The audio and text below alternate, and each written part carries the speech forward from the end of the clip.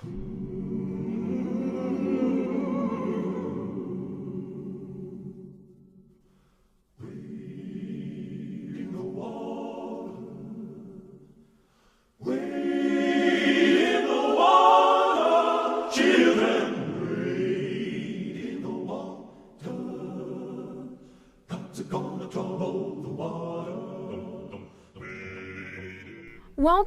We are here at the Reginald F. Museum of Maryland's African American History and Culture. In this film, you will learn about Maryland's main industries and how African Americans helped build Maryland into what it is today. We'll be focusing on the maritime industry, blacks on the water.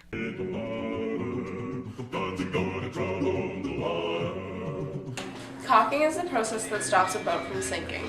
This skilled trade was dominated by African Americans. Caulking tools are made of heavy iron containing a circle similar to the head of a nail, but bigger. The tools are narrowed and flattened at the bottom.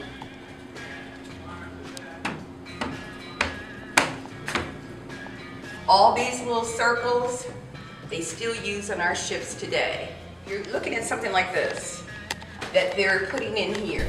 Hi, I'm Imani, and I'm at the Douglas Meyer Shipyard Museum, and I'm here with Miss Marsha Drews.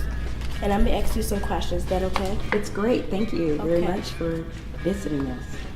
You're welcome. Okay, what exactly is caulking? Caulking is where we are trying to make certain that the ship stays together. So while you have the frame of the ship, you have to put the wood on the ship.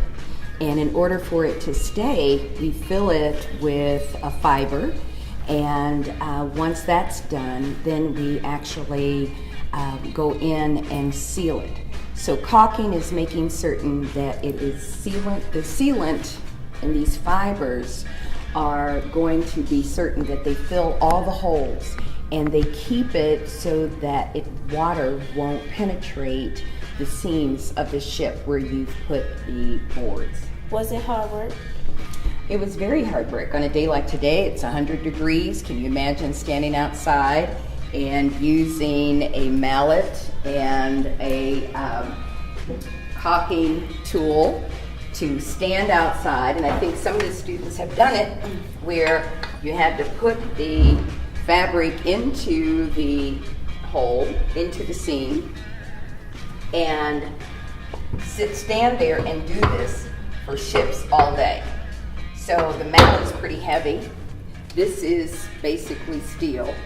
And you're trying to make certain that all of this fabric stays in, and you have to fill it to the edge. And then you have to seal it with whatever tar or other sealant that they use.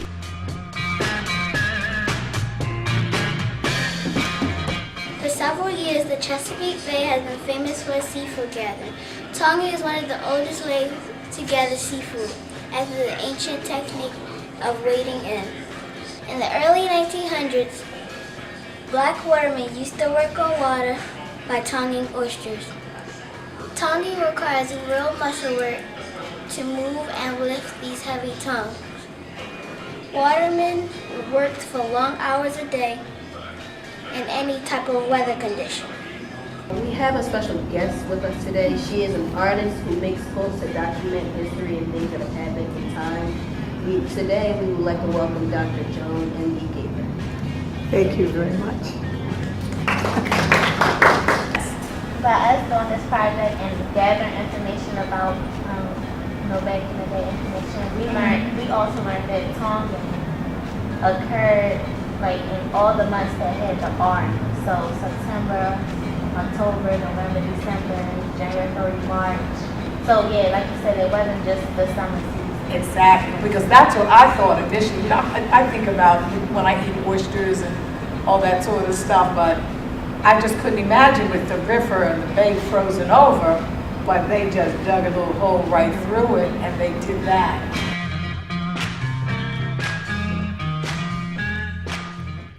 There were several African American entrepreneurs in the early 1900s, like Isaac Myers, Downs Curtis, and Colburn and Jewett. Each of them made big contributions to Maryland that affects our daily lives today. Without their leadership, many African Americans would not be independent now. Isaac Myers proposed that African American caulkers should purchase their own shipyard and form their own union. They raised $10,000 to purchase a shipyard. Today, this area is called the Douglas Myers Maritime Park in Fells Point. Well, we learned about Isaac Myers. Can you tell us more about the union? Well, Isaac Myers believed that African American workers needed to organize. And they were going through so much strife with the influx of Europeans into the shipyard that they wanted to make certain that they were united and working in a solid front. And so he had the good sense to be able, with his organizing skills, to be able to pull together the workers. And I'm sure there were thousands that were a member of that union. And by the way, the Chesapeake Marine Railway and Dry Dock Company, they were equal opportunity. They hired everybody in the Baltimore community, which is so like African Americans. And but this union was set up specifically for African Americans. The average pay per week was roughly between $5, $6, $7 per week. And I don't know that it was what we would say the best rate, but during that time, you have to remember it was the 1800s. So we're only talking about $7 an hour now in the 21st century. So it wasn't very much for people to be able to eke a living off of. Was that a good amount time for the time period? We had to work with the times, and we had to work with the income that was given to us, which is why the union was important and is still important today, to make certain that people get the right pay for the work that they're doing. I think that it's very important that we recognize that entrepreneurship was critical.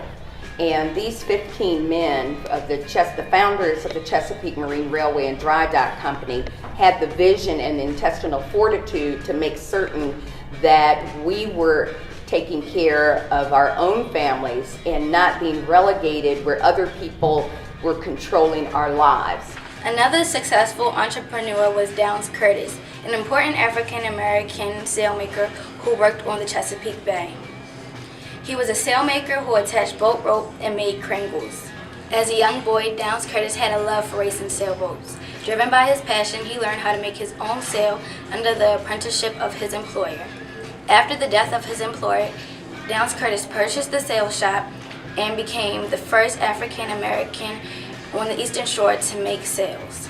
So, I was delighted to discover that we had African American sailmakers, we had African American boat builders, we had African American owners of oyster processing companies. If you look very carefully, if you reach in about this far,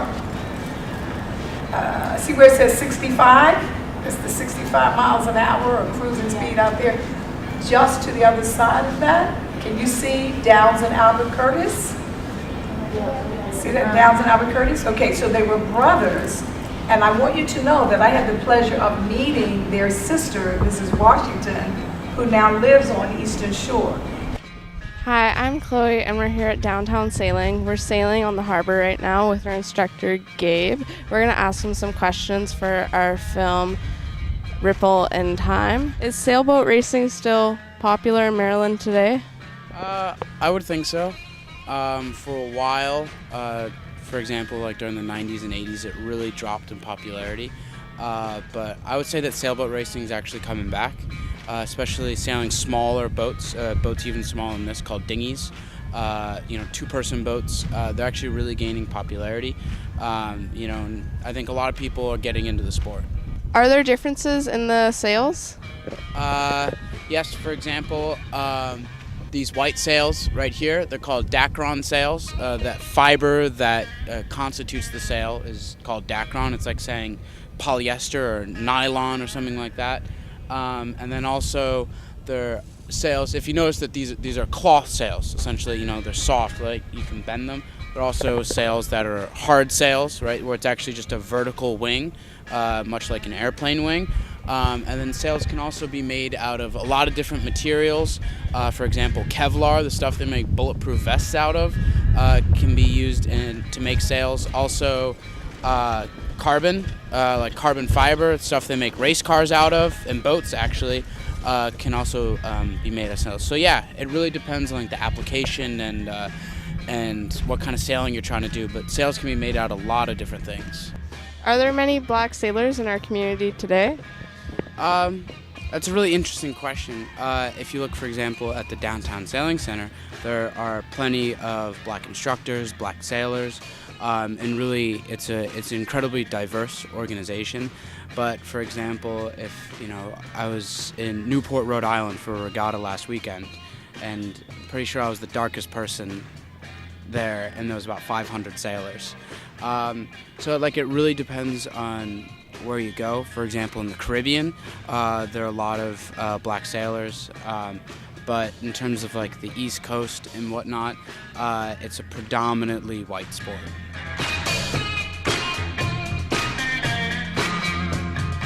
A lot of African Americans worked on the Chesapeake Bay for a living.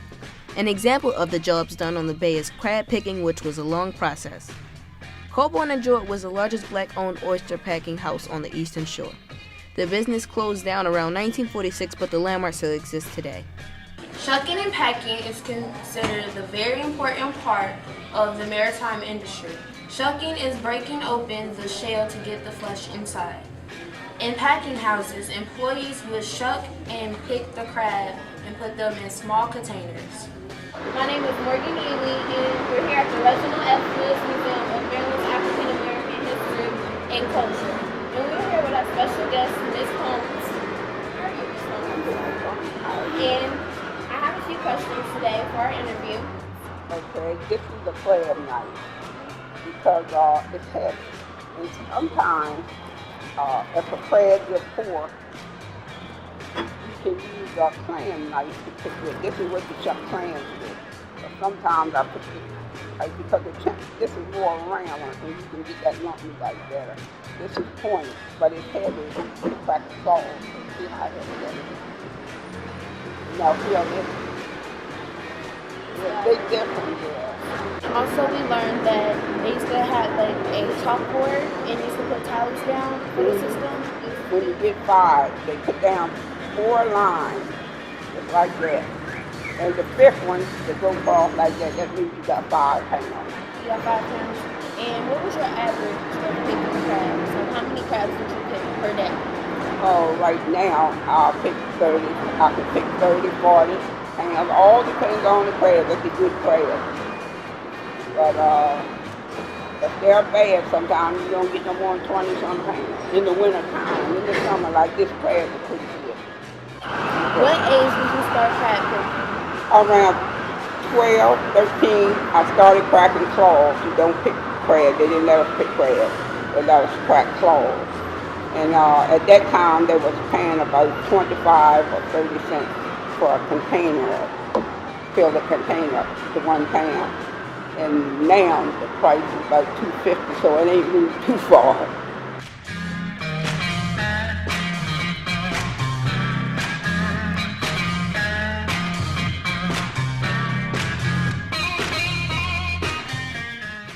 The maritime industry, which was a job for slaves, became a job at how African Americans gained their independence.